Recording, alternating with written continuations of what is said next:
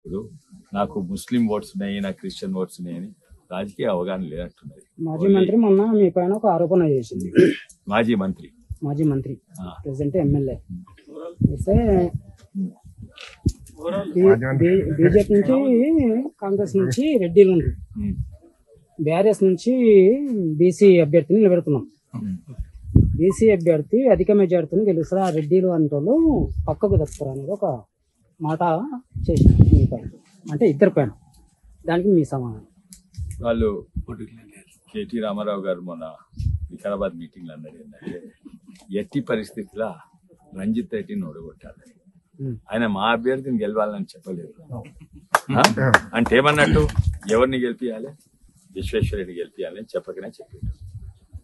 మన పిసిసి ముఖ్యమంత్రి గారు ఇక్కడ వ్యక్తి విశ్వేశ్వరరెడ్డి గారు మంచి వ్యక్తి, కానీ మా కాంగ్రెస్ కు ఓటు వేయమని చెప్పాను.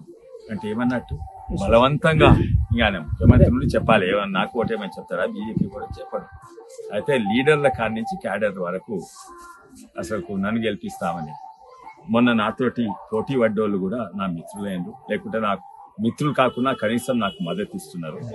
అండ్ టైం కలిసి వస్తుంది, అన్ని కలిసి వస్తాయి. ప్రజా ఆశీర్వాద యాత్ర లాస్ట్ దినం దీంతో ముగుస్తుంది. అమ్మపల్లి రామాలయంలో మొదలుపెట్టి షాబాద్, పూడూరు, పరిగి, అటు యాలాల్, తాండూరు అవన్నీ వికారాబాద్లో అన్ని మండలాలు తిరుగుకుంటా మళ్ళీ చేవలకు వచ్చి చేవల నుంచి శంషాబాద్ రూరల్, మహేశ్వరం, ఇక లాస్ట్ మండల్ ఇది. సో అన్ని 25 మండలాలు దీంతో యాత్ర ముగిస్తుంది. గుమ్మడివెల్లి గ్రామంలో అంటే అది బార్డర్ గ్రామం. దాని తర్వాత భువనగిరి పార్లమెంట్ వస్తుంది. అక్కడ మన అభ్యర్థి నర్సయ్య గౌడ్ గారిని కూడా ఇక్కడ రమ్మని రిక్వెస్ట్ చేసినాము. బహుశా వారు కూడా జాయిన్ అవుతుండొచ్చు ఇక్కడ. కానీ ఈ యాత్ర నిజంగానే మేము అనుకున్న దానికంటే ఎక్కువ సక్సెస్ అయింది. అది దాదాపు 370 గ్రామాలు మా టార్గెట్ ఉండే. అంటే యాక్చువల్ పోయింది 320 గ్రామాలు ఎంతో పోయినట్టున్నాము. అది చెప్తారు ఇప్పుడు లెక్క అవుతుంది. కానీ పక్క గ్రామాల నుంచి కూడా వచ్చింది. ఇది ముఖ్యంగా ఆశీర్వాద యాత్ర. ఎందుకంటే నామినేషన్ ఫైల్ చేయకముందు అందరు ఆశీర్వాదం తీసుకొని నామినేషన్ 20 తారీఖు ఫైల్ చేస్తామని నేను యాత్ర మొదలుపెట్టిన. కానీ ఇది ఒక జాయినింగ్ యాత్ర అయిపోయింది, ప్రచార యాత్ర అయిపోయింది. ఎందుకంటే ఎంతో మంది షాబాద్ నుంచి ఎంతో మంది ప్రతి దగ్గర ఊర్లో మేము జాయిన్ అవుతున్నాము అని జాయిన్ అయ్యారు.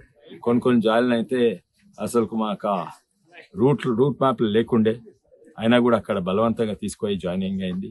కొన్ని జాగాల రోడ్డు మీదకి వచ్చి ఆపినరు ప్రజలు ఆపి అనుకుంటాం చందాలు అడుగుతారు, కానీ చందాలు అడుగుతుంది కాదు, వాడు అడిగేది ఏంటంటే బీజేపీ కండు అడుగుతున్నారు. కండు అడిగి వేసుకొని జాయిన్ అయ్యారు. దాదాపు ఇప్పటి వరకు కనీసం ఒక టైం లేకుండా కానీ ఎక్కువనే జాయిన్ అయ్యారు. దాదాపు ఇప్పటి వరకు ఒక 3-4 వేల మంది జాయిన్ అయ్యారు. అందులో కొంతమంది సర్పంచ్లు, ఎంపీటీసీలు కూడా ఉండే, కానీ వాళ్ళు వేరే జాయినింగ్ అవుతుంది. నిన్న పార్టీ ఆఫీస్లో కొంతమంది పోయి జాయిన్ అయ్యారు. దీని ప్రభావం అయితే గ్రామీణ ప్రాంతాలు చాలా ఉన్నాయి. ఎందుకంటే ఇప్పటి వరకు అనుకునేది బీజేపీ అంటే బలంగా ఓన్లీ పట్టణంలో ఉన్నది, గ్రామీణ ప్రాంతంగా బలహీనంగా ఉన్నది. మొన్న రిజల్ట్స్ చూసినా కూడా చేవెళ్ళ, వికారాబాద్, తాండూరులో తక్కువనే వచ్చినాయి. తాండూరులో ఏమో జనసేనకు 4,000 వచ్చినాయి, వికారాబాద్లో 7,000 వచ్చినాయి. కానీ ఈసారి 10 ఇంతలు పెరుగుతాయి. 7,000 వచ్చిందంటే 70,000 తప్పనిసరి వస్తాయని నాకు నమ్మకం ఉంది. ఎందుకంటే లీడర్లే కాక ఓటర్లు కూడా, వాళ్ళ లీడర్లను చూడండి, వాళ్ళు కూడా మన కాంగ్రెస్ లీడర్లు వాళ్ళు కూడా విశ్వేశ్వరరెడ్డి గెలుస్తున్నారు అనుకుంటారు. అది కూడా టీఆర్ఎస్ లీడర్ కూడా వాళ్ళు కూడా విశ్వేశ్వరరెడ్డి గెలుస్తున్నారు అనుకుంటారు. మళ్ళీ కింద ఓటేషన్ చూస్తే సర్వేలలో దాదాపు 55-60% కాంగ్రెస్కు ఓటేసిన వాళ్ళు మొన్న ఇప్పుడు బీజేపీకి ఓటేస్తాం అనుకుంటారు.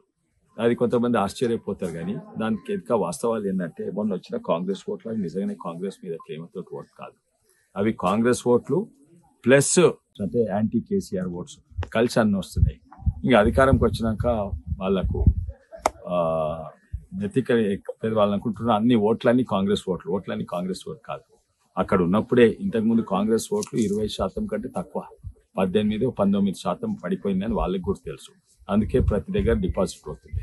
అయితే ఎట్లా గెలిచిందంటే యాంటీ ఇన్కంబెన్సీ మొత్తము మన బీజేపీని ఇడిచిపెట్టుకొని, ఎందుకంటే మా మీద దుష్ప్రచారం, ఏంటంటే మేము వాళ్ళతో పొత్తుందని కవితను అరెస్ట్ చేయలేదు అవన్నీ అట్టుపోయినాయి. ఇప్పుడు ఎన్నో అయినాయి, ఇప్పటికి ఎన్నో మార్పులు వచ్చినాయి. ఓ దిక్కేమో రామ మందిరం కట్టింది, ఇంకో దిక్కేమో కవిత అరెస్ట్ అయింది, ఇంకోటి మోడీ వేవ్ స్వీప్ అవుతుంది. ఇవన్నీ కారణాలుగా కాంగ్రెస్ కు ఓటేసిన వాళ్ళు దాదాపు 60% ఇప్పుడు బీజేపీకి వేస్తున్నారు. అదే కాక టీఆర్ఎస్ ఓటేసిన వాళ్ళు కూడా దాదాపు 70% బీజేపీకి ఓటేస్తారు. కాంగ్రెస్ ఓటేసిన వాళ్ళు బీజేపీకి ఓటేస్తారు, టీఆర్ఎస్ ఓటేసిన బీజేపీకి ఓటేస్తారు. అయితే మేమేమో ప్రజలతో తిరుగుతున్నాం, మీరు చూస్తున్నారు. కానీ వాళ్ళేమో నాయకులు అంటే తిరుగుతున్నారు, మా దగ్గర జాయిన్ కానీ విచిత్రం ఏంటంటే కాంగ్రెస్ వాళ్ళు కాంగ్రెస్ నాయకులు అంటే తిరుగుతున్నారు. కాంగ్రెస్ అభ్యర్థి ఇప్పుడు ఉన్నారు, ఆయన నిజంగానే ఆయన ఉంటాడో లేకపోతే లాస్ట్ మినిట్ చేంజ్ చేస్తుండొచ్చు. ఎందుకంటే గ్రాఫ్ మొత్తం పడిపోయింది జాయిన్ అయ్యాక. అయితే వాళ్ళంట కాంగ్రెస్ నాయకులు అంటే ఏదైతే కాంగ్రెస్ నాయకులను హింసించిండో, ఎంఆర్ఓలను పెట్టి పోలీసు వాళ్ళని పెట్టి హింసించిండో, ఇవి వాళ్ళనే బతిలాడే పరిస్థితి అవుతుంది. నాకు సపోర్ట్ అది ఇంకొంతమంది బీజేపీ నాయకులు ఎంత జాయిన్ అని తిరుగుతున్నారు. ఈ యాత్ర చూసి వాళ్ళు కూడా యాత్ర ప్లాన్ చేసిండ్రు. ఇదే యాత్ర నక్షాలు తెప్పించిండ్రు. మేము కార్ల యాత్ర చేస్తే మేము పాదయాత్ర చేస్తామని ఏదో చేసిండ్రు. తర్వాత ఆ యాత్రను కూడా క్యాన్సిల్ చేసిండ్రు. అది తెలుసు, ఎందుకంటే ఆయనకు తెలిసి ఏమవుతుందో. ఎన్నో గ్రామాలు 300 గ్రామాలు నేను తిరిగితే దాంట్లో 95% ఆయన ఎప్పుడు అడుగు కూడా పెట్టలేదు. నేను ప్రతి గ్రామానికి 3, 4, 10 సార్లు పోయినా. అయితే మళ్ళీ ఎలక్షన్స్కి వచ్చిండని తరిమెల్ల కొట్టగాలని ఆ యాత్ర క్యాన్సిల్ చేసుకున్నాం. డిబేట్లు పెడదామంటే ఎంతో మంది ఆ డిబేట్ల నుంచి క్యాన్సిల్ అయ్యారు. ఇంగ్లీష్లో చికెన్ అవుట్ అంటారు, డిబేట్ల నుంచి చికెన్ అవుట్ అయ్యారు. అయితే ఇటువంటి పరిస్థితి ఉంది. కానీ మేమైతే ప్రచారం చాలా ముందు మొదలుపెట్టినాము. దాన్ని అంతో రోజు ఇంకో ఎత్తుకు తీసుకువస్తున్నాము. లాస్ట్ డే వరకు పీక్గా తీసుకోవాలి. మేము ఊకుండేటోళ్ళం కాదు, ఎందుకంటే మాకు హైయెస్ట్ మెజారిటీ చేవల్ల రావాలని ఉంది. అండ్ మేము ప్రధానమంత్రి మోడీ గారికి ఇది కానుక ఇస్తాము. ఎందుకంటే ఇది కాదు కానుక, నిజమైన కానుక అంటే మాకు 500 సర్పంచ్ కావాలి, 5,000 వార్డు మెంబర్లు కావాలి, అన్ని మున్సిపాలిటీస్ మార్చెట్లు ఉండాలి, కనీసం 6 ఎమ్మెల్యేలు మార్చెట్లు ఉండాలి చేవల్ల ప్రాంతంలో. అప్పుడు ముఖ్యమంత్రి కూడా బీజేపీ, వచ్చే ముఖ్యమంత్రి కూడా బీజేపీ అవుతుంది. అది నిజమైన కానుక. ఎంత మెజార్టీ అనుకుంటున్నాం? మేము 3 లక్షల మెజార్టీ అనుకుంటున్నాం. కానీ ఈ పోటీ ప్రజలు పైసల మధ్యలో, ప్రజలు విస్కీ బాటిల్ మధ్యలో, ప్రజలు ల్యాండ్ గ్రాబర్స్ మధ్యలో, ఇవన్నిటి మధ్యలో.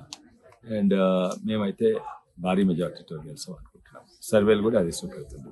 ఇంకోటి ఏంటంటే మేము కుల మత రాజకీయాలు చేయము. వాళ్ళ అభ్యర్థి అంటేనే ఉన్నాడు ఏంటంటే నాకు 4 లక్షల ముస్లిం ఓట్స్ ఉన్నాయి, నాకు 2 లక్షల క్రిస్టియన్ ఓట్లు ఉన్నాయి, అయితే నేను గెలుస్తాను.